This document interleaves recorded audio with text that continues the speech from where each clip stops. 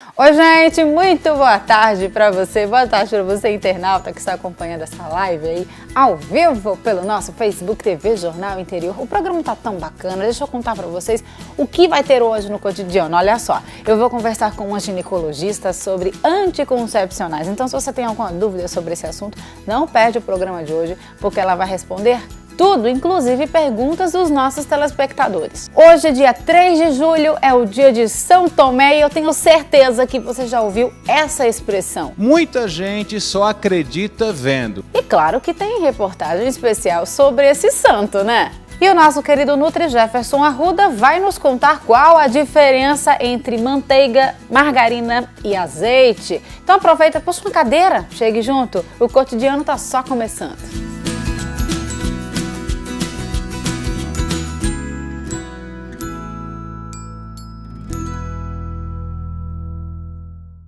Vamos começar o programa de hoje falando sobre um santo que é bem conhecido de todo mundo, viu? Eu tô falando de São Tomé. Afinal, hoje, dia 3 de julho, é o dia do santo.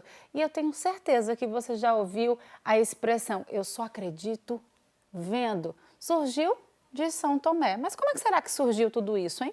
Confere aí na reportagem de Wagner Salles. E olha, Marcela, dia de São Tomé. Muita gente só acredita vendo, viu? Eu, por exemplo, já passei por essa fase. Mas depois de um certo tempo, eu passei a acreditar na fé mesmo sem tocá-la e sem vê-la. Eu estou aqui ao lado do padre Zenilson Tibúrcio, ele que é lá da paróquia, da catedral. Padre, me conte a história de São Tomé. Bem, São Tomé ele faz parte do grupo dos 12, né, os 12 escolhidos por Jesus para serem os seus apóstolos. Né? E ao longo de toda a trajetória, Tomé ele vai sentindo a necessidade de fazer a experiência. Né? Aquilo que é muito comum do ser humano. Né? Nós precisamos passar por determinadas experiências justamente para confirmar um propósito, uma esperança, a fé.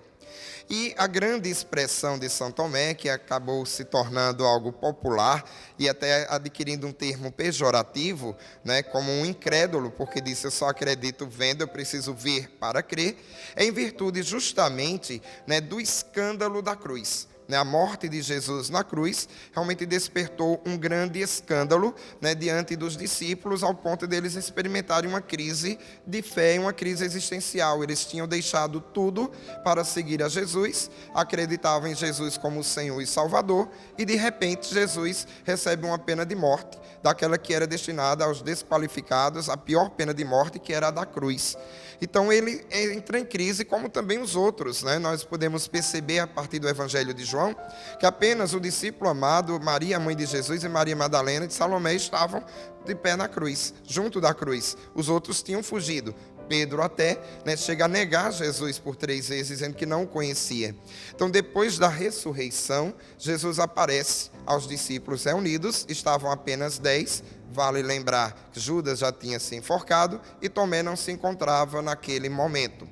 Quando os discípulos vão partilhar a experiência com Tomé, então Tomé sente a necessidade de fazer também a experiência. Se eu não ver as marcas dos pregos em sua mão, se eu não colocar minha mão na sua chaga, em seu lado aberto pela lança, eu não acreditarei. Então Jesus possibilita a Tomé fazer essa experiência que ele necessitava. Aparece mais uma vez e aí propõe a Tomé fazer aquilo que ele necessitava, colocar os dedos nas marcas dos seus pregos, nas suas feridas. E Tomé desta vez então tem uma grande iniciativa, que é a primeira que o Evangelho conserva. Ele chama Jesus de Deus, diz meu Senhor e meu Deus. Então, passando por esse processo de experiência, ele pôde então fazer a sua grande profissão de fé. Padre, tem muita gente em casa que não acredita, tem que ver para crer. Eu queria que o senhor deixasse uma mensagem para essas pessoas que ainda não levam a fé tão a sério, né? Tem que esperar o milagre acontecer para poder ter uma fé. É sempre importante observarmos a nossa trajetória, a nossa história,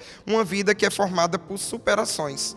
Então, cada superação vai trazendo para nós a certeza de que, se conseguimos vencer uma dificuldade, um obstáculo, o próximo nós também poderemos conseguir.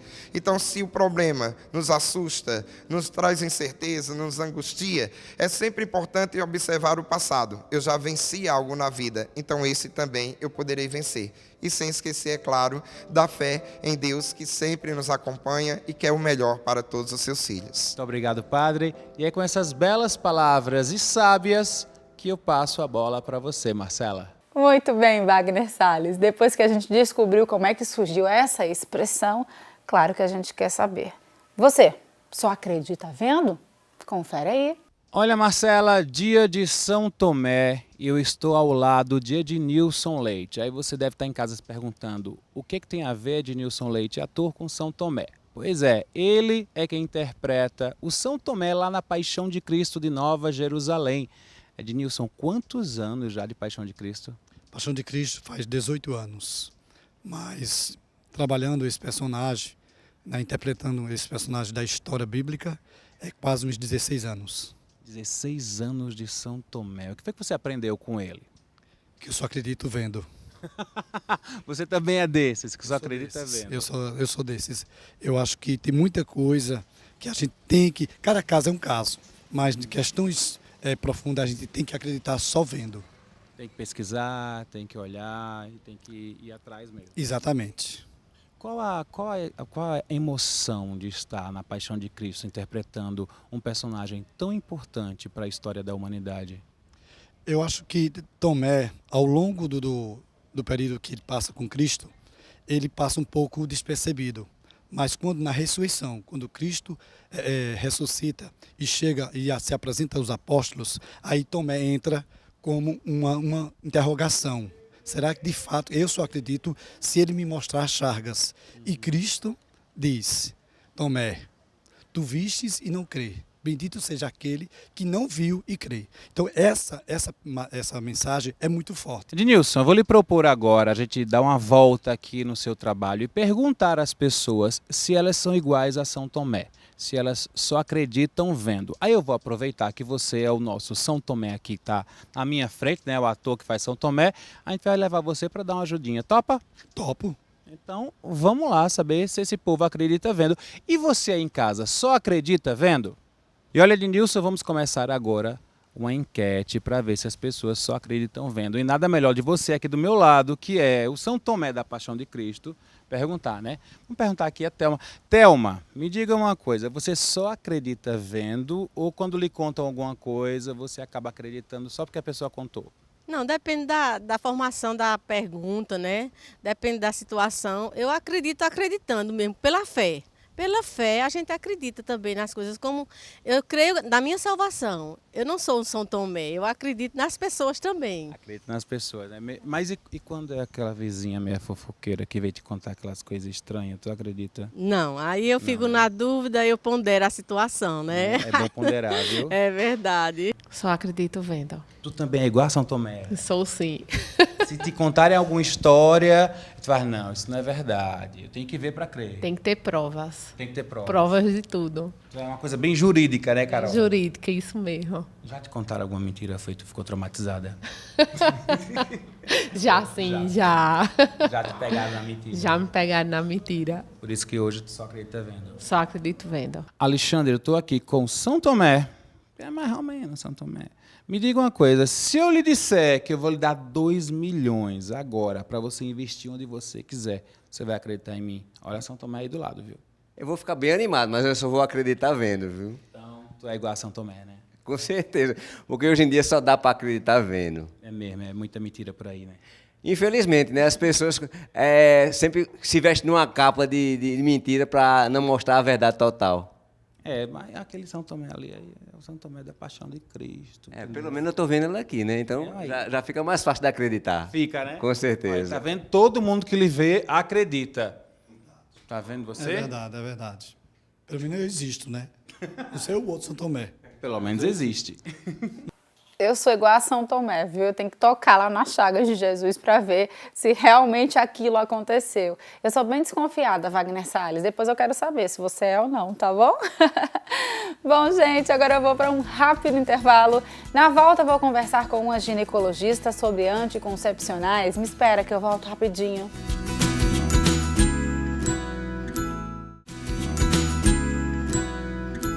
De volta com o cotidiano e agora falando um pouquinho sobre a saúde da mulher. Afinal, muitas mulheres têm dúvidas sobre anticoncepcional. Então, eu estou aqui hoje com a doutora Libelina Mota, ginecologista, vai esclarecer tudo pra gente. Muito boa tarde, querida. Seja bem-vinda aqui ao Cotidiano para falar sobre um assunto que gera muitas dúvidas. As mulheres têm dúvidas sobre qual anticoncepcional eu devo tomar.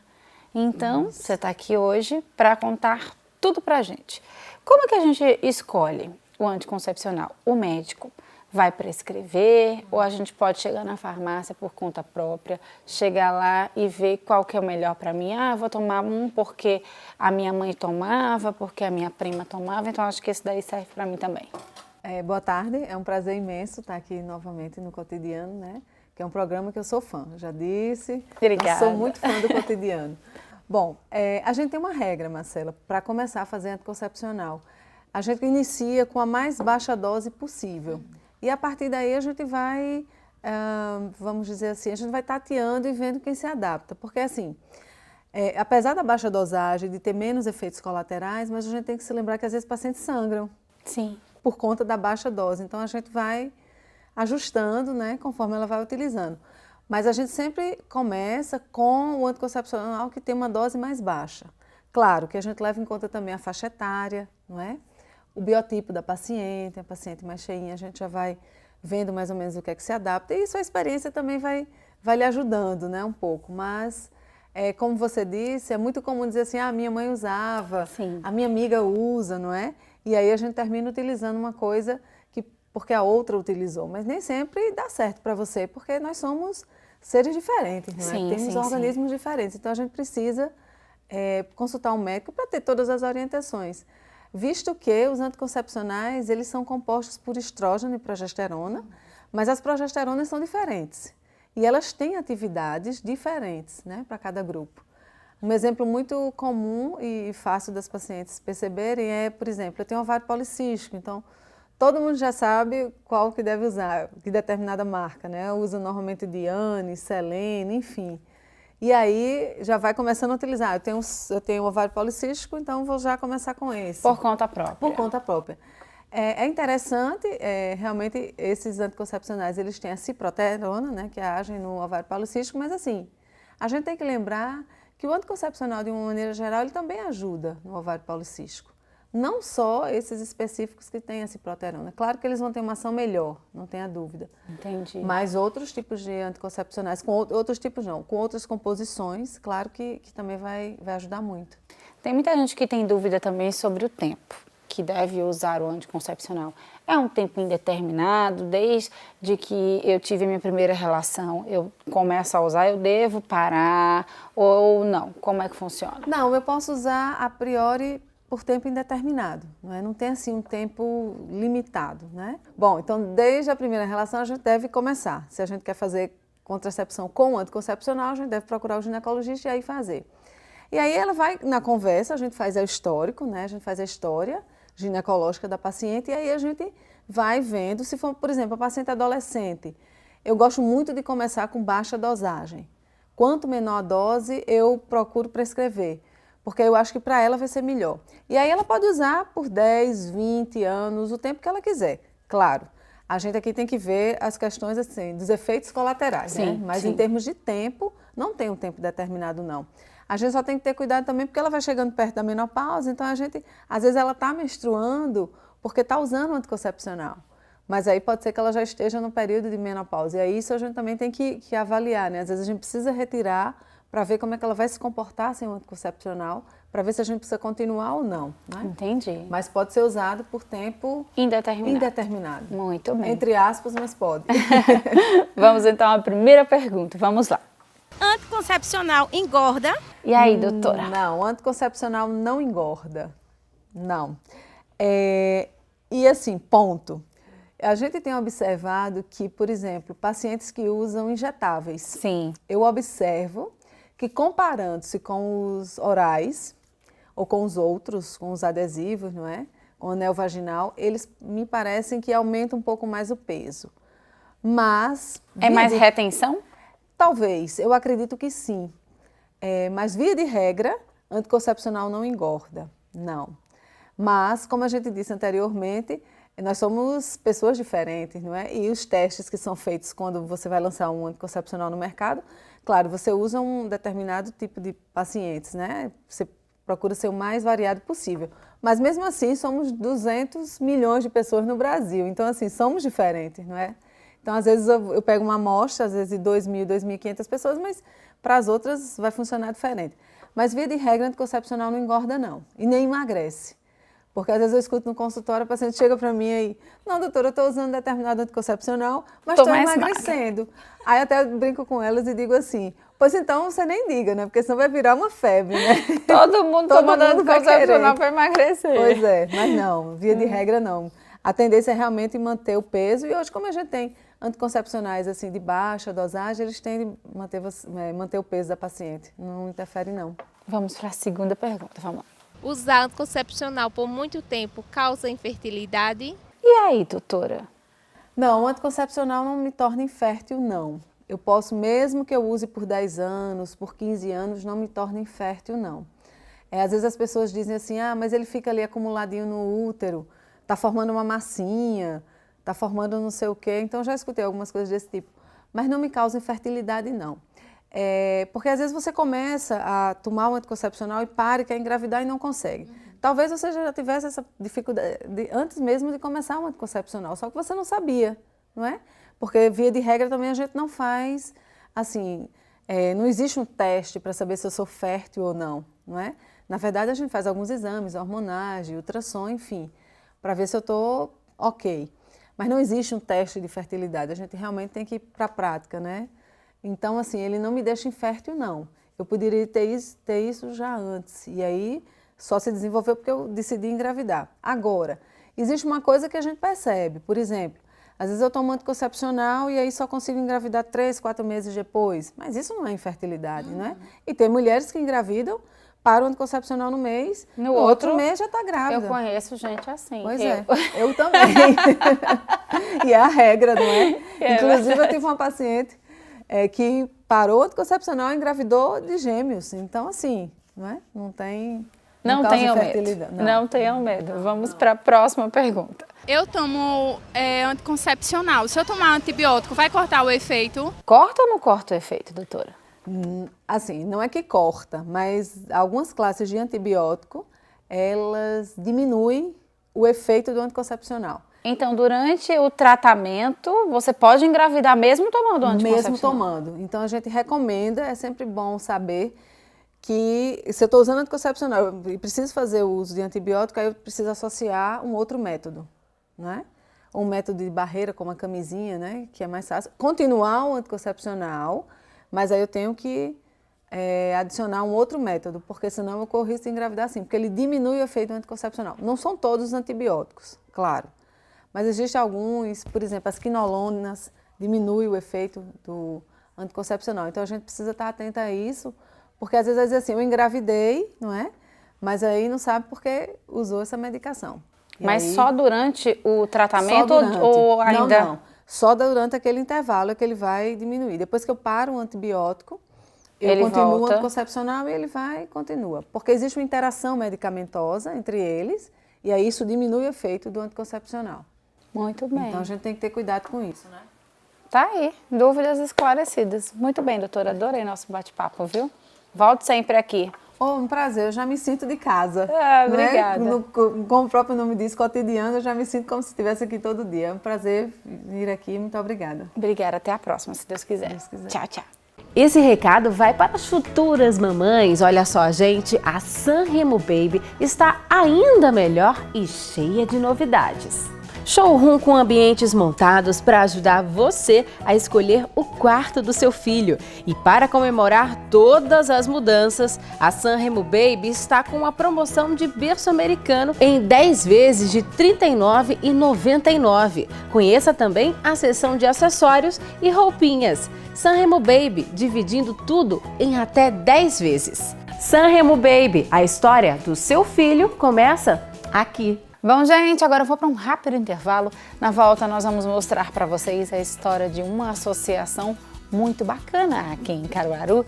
E também tem uma super dica do nosso querido Nutri Jefferson Arruda sobre a diferença da manteiga, margarina e azeite. Me espera que eu volto rapidinho.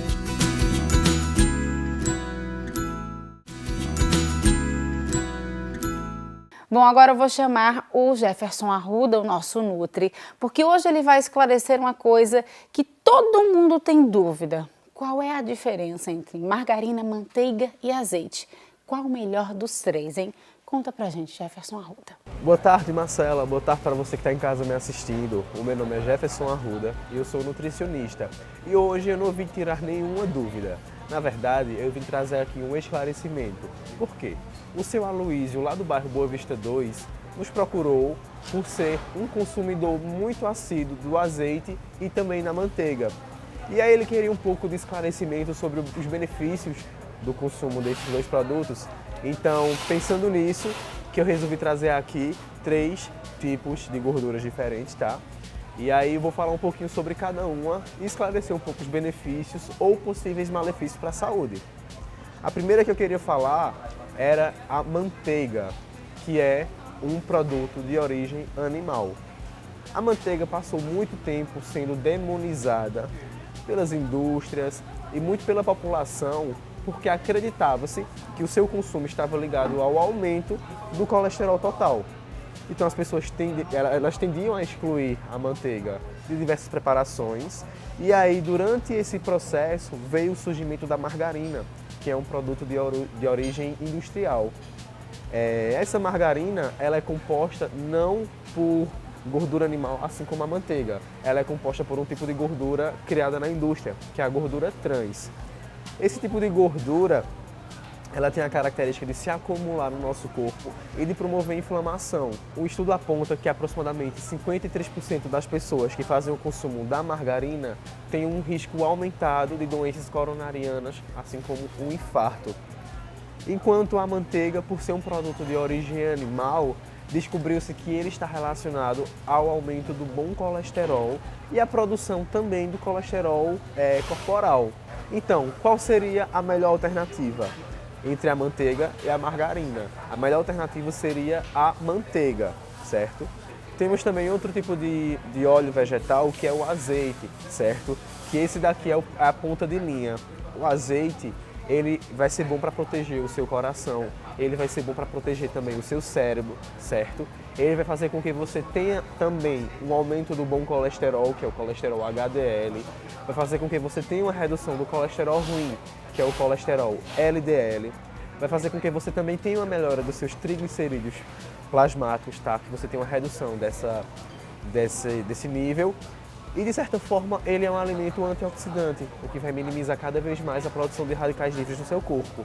Então, se você quer fazer uma preparação de um ovo mexido, você pode utilizar a manteiga ou até mesmo um fiozinho de azeite. Se você quer fazer a preparação de um bolo, você pode também fazer a utilização dessa manteiga, tá certo?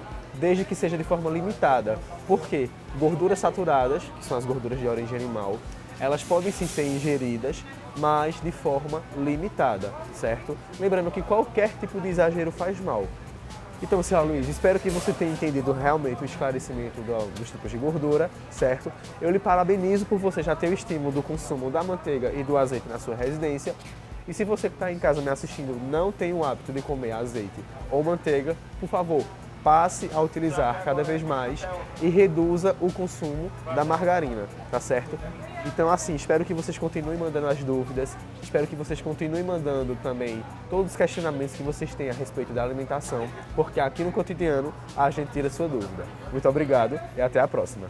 Muito bem, Nutri! Agora a gente não tem mais dúvidas sobre o assunto. Obrigada, viu, querido? Beijo, até a próxima, se Deus quiser. E o Cotidiano vai ficando por aqui. Muito obrigada pelo carinho, muito obrigada pela audiência.